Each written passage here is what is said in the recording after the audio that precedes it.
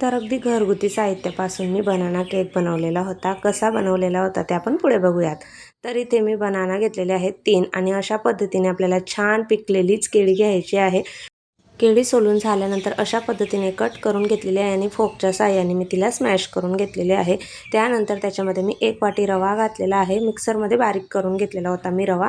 बारीक रवा असेल तर मिक्सरमध्ये करायची काही गरज नाही आहे.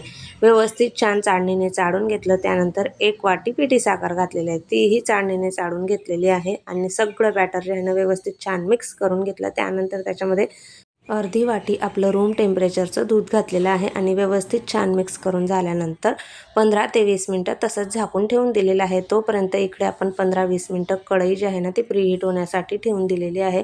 झाकण ठेवून त्याच्यामध्ये खडा मीठ घातलेलं आहे. कढई प्रीहीट होईपर्यंत 15-20 मिनटं झालेले होते.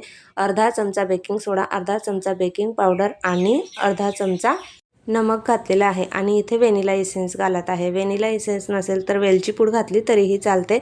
आणि एका डब्यामध्ये मी बटर पेपर घातलेला आहे. थोडं खाली तेलही लावून घेतलेलं होतं. त्याच्यामध्ये सगळं बॅटर घातलेलं आहे तयार केलेलं. वरून ड्रायफ्रूट्स घातलेले आहेत, टुटी फ्रुटी घातलेली आहे गार्निशिंगसाठी आणि व्यवस्थित 2-3 वेळा डबा टॅप करून घेतल्यानंतर आता केक जो आहे ना तो अर्धा ते पाऊण तास केक बेक होण्यासाठी ठेवून दिलेला आहे. पाऊण तासानंतर आपला केक मस्त छान असा परफेक्ट तयार झालेला आहे.